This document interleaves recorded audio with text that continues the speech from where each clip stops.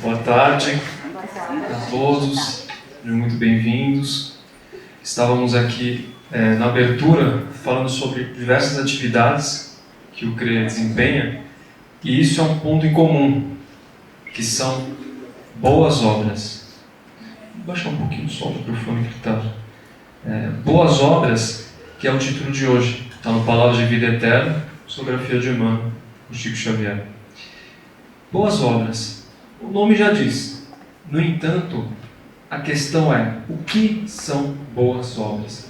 Se eu perguntar para cada um de vocês, cada um vai ter um tipo diferente de definição. Mas, quando a gente olha no sentido amplo, a gente tem que ver a questão espiritual. E essa questão espiritual, Emmanuel vai respaldar no capítulo da Bíblia, Mateus, quando diz: assim, brilhe também a vossa luz diante dos homens, para que vejam as vossas boas obras e glorifiquem a vosso Pai que estás nos céus. Jesus, no Sermão da Montanha, nos disse, acho que está um pouco de retorno. Tem outro microfone? Não, só tem esse. Eu acho que é isso. Talvez aquele esteja ligado. Perdão. Está melhor assim, né? Estava ficando aqui. Jesus, no Sermão da Montanha, ele diz: vós sois o sal da terra e vós sois a luz do mundo. Por que sal da terra? O sal, quando em excesso no alimento, não é agradável. Agora, quando falta sal, fica insípido. Isso a gente chama de temperança, uma virtude, que vem justamente de temperar.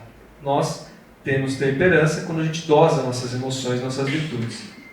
Mas o sal também tem uma característica que ele conserva o alimento e impede que ele apodreça rápido. Isso no sentido da corruptibilidade do ser. Então olha que coisa profunda. Se nós somos o sal da terra, nós auxiliamos a salgar a terra, ou seja, a realçar esse sabor, portanto espiritual, e a impedir que as iniquidades tomem campo ao nosso redor. Mas não é só isso. Vós sois a luz do mundo. Se nós somos a luz do mundo, qual que é a finalidade da luz? Iluminar. Pergunto, a luz escolhe o que ela vai iluminar? Não. Uma vez que a luz se faz presente, ela ilumina o ambiente, não importa o que seja. No Evangelho, quando a gente fala o que é a caridade tem a ver com benevolência para com todos. Então a benevolência é restrita a um grupo de pessoas? Não, senão não é verdadeira caridade. Então é uma metáfora importante, como se fosse um farol.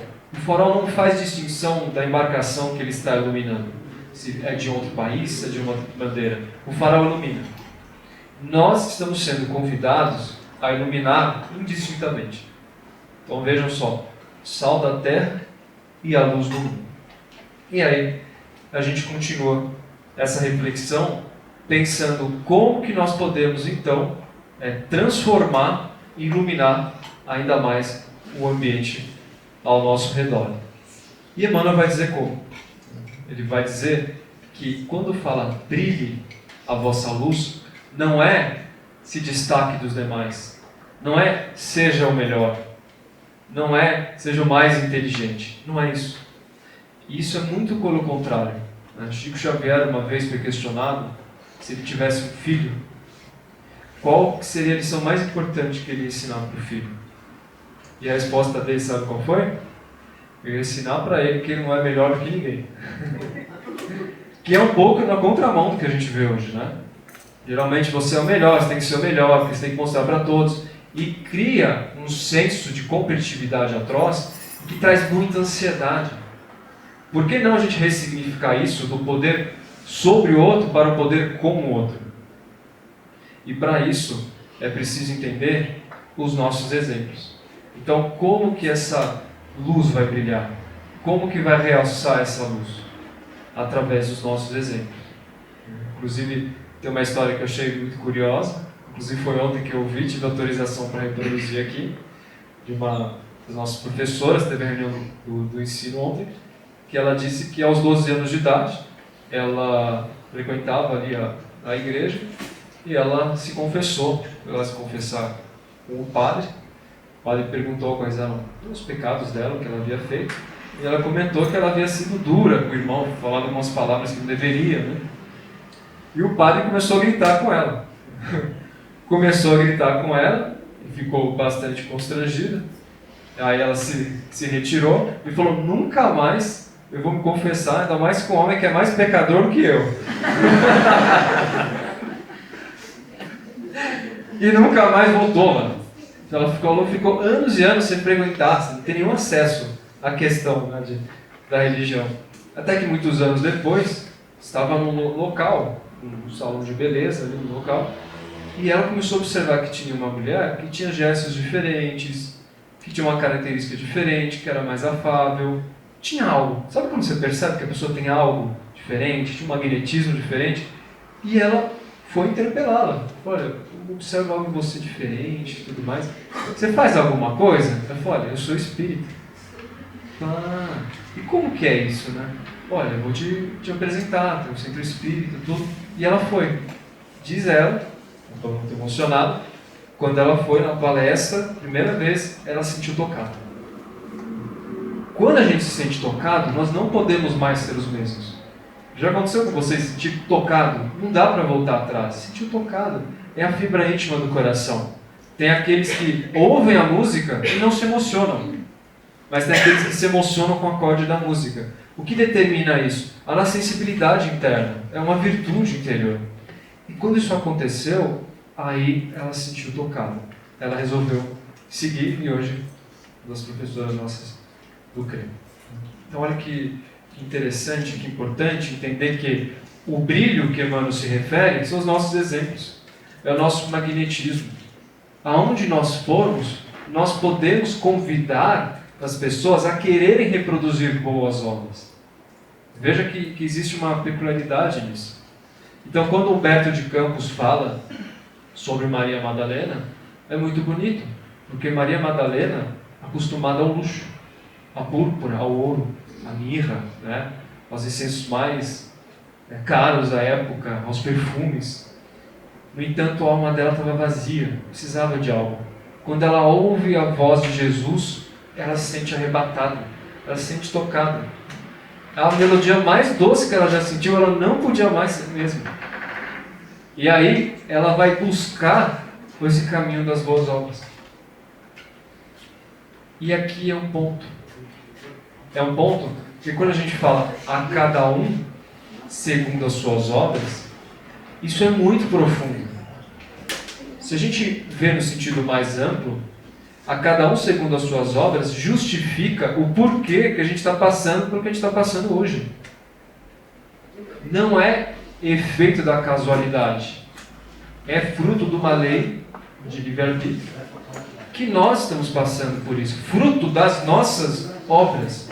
E mais do que isso, convidados que nós estamos para poder transformar esses aspectos. Sabe a profundidade disso? O quanto que isso é importante? Considerar de uma maneira cada vez mais autorresponsável.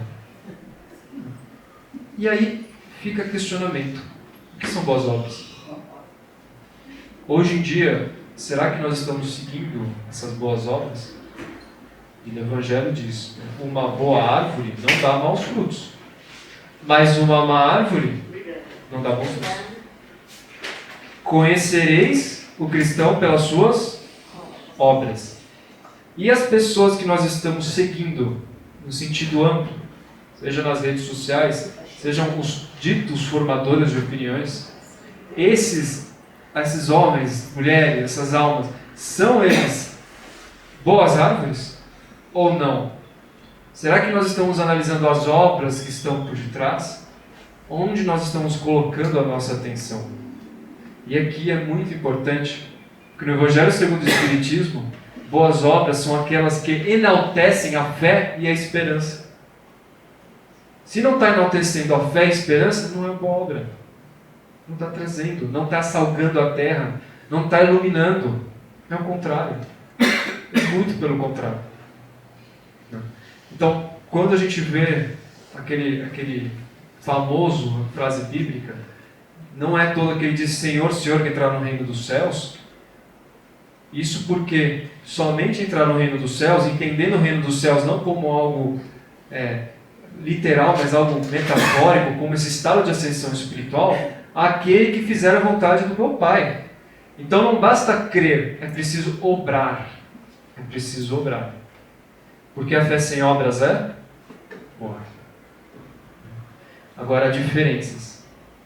Daquela figueira seca, da figueira cheia de folhas e a figueira que dá frutos. E eu queria focar a atenção nessa figueira cheia de folhas. Porque ela representa um número expressivo de almas que compreendem o ensinamento, compreendem tudo isso que está aqui, compreendem o que é caridade, buscam trabalhar, às vezes, suas virtudes, mas não conseguiram ainda praticar. É muito grande o número de almas que compreendem o ensinamento, mas não praticam. No entanto, da mesma forma que a gente falou de Walt Disney, de nada adianta ser luz se não iluminar o caminho dos demais com a serventia da luz. Da mesma forma, uma árvore que não dá fruto, qual que é a serventia? E o que nós estamos fazendo aqui encarnados, além de auxiliar na regeneração social? Mas aonde começa a regeneração social? É no externo? Não, é no interno. Por isso Joana de Ângeles vai falar da autoeducação. Divaldo Franco vai falar da psicoterapia do Evangelho. Então a verdadeira obra, veja, não é algo magnânimo. Estamos falando de uma obra interna. Se nós estamos enveredando esforços para resistir a uma tentação, a um vício, isso é uma boa obra.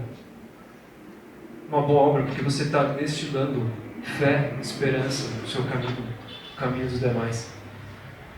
Por isso que Jesus fala, não é possível esconder uma cidade que está situada em cima do monte. Ou seja, colocar a candeeira debaixo do alqueire e não esconder no sentido de fazer resplandecer a vossa luz.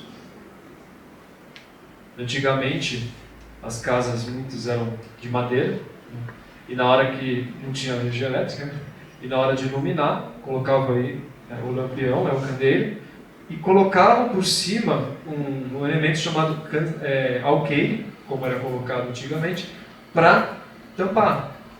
Só que colocavam às vezes debaixo do móvel. Ele fala, não, tire isso, né? Coloca em cima. Ou seja, nós retirarmos nossos orgulhos, né? Retirarmos nossas más tendências e colocarmos isso tudo acima. Vejam exemplos de homens como Albert Sabin, que ao descobrir a cura da poliomielite, poderia ter patenteado isso e faturado milhões, talvez bilhões de dólares. Mas ele se recusou, porque ele sabia que se ele fizesse isso, milhões de crianças não teriam acesso à vacina. Milhões de crianças não teriam se curado na África, em locais onde isso não ia chegar. E ele diz, esse foi o meu presente, o meu legado para o mundo. O que adianta Albert Sabin ter patenteado, conseguido bilhões, sabendo depois do seu desencarne que milhões de crianças acabaram desencarnando porque não receberam isso? Imagina o constrangimento desse espírito. O quão efêmero é essa encarnação comparado ao bem que a gente pode fazer ao próximo. Então não existe boa obra se ela não é feita em prol do próximo, em prol do bem comum. Por isso que Emmanuel vai dizer que paz é consciência do dever cumprido em prol do bem comum. Quando São Francisco de Assis foi convidado, através de uma visão que ele teve, ao estar ali em contato com o crucifixo de São Damião, a imagem de Jesus, ele é instado a reconstruir a igreja. Ele entendeu que era algo externo, começou a reconstruir de fato a igreja, mas era interno. E nós também estamos convidados a reconstruir o nosso templo, todos os dias. No espírito que nós habitamos, a importância disso. Então, quando a gente começa a olhar esses exemplos, aqui a gente vê as boas obras. E por último, a pergunta que fica é, quem testemunha as nossas obras? Quem testemunha as obras que eu faço? E a resposta é a nossa consciência. Esse sentinela vigilante que está presente em nossas almas testemunha isso. Isso fica muito claro quando a gente vai, por exemplo, naquelas grandes catedrais da Renascença, vai, por exemplo, em Florença, aquelas catedrais imponentes. Cada detalhe da catedral é perfeição. Talvez nenhum homem iria ver a olho nu aquilo, mas não importa. O que importa é que o escultor sabia que a consciência dele está vendo, e ele fazia isso para glorificar a Deus. Percebe a profundidade disso? Muitos dos quais não viram a obra completa, que talvez foi completa depois de 3, 4 gerações. Então, a quem nós devemos satisfação? A quem nós devemos um valor? A nós, essa consciência divina. Portanto, nós podemos todos os dias resplandecer a nossa luz. Isso começa conosco. E que possamos crer e orar. Isso está colocado no Evangelho. Que Deus abençoe e que possamos resplandecer a nossa luz. Que assim seja. Graças a Deus.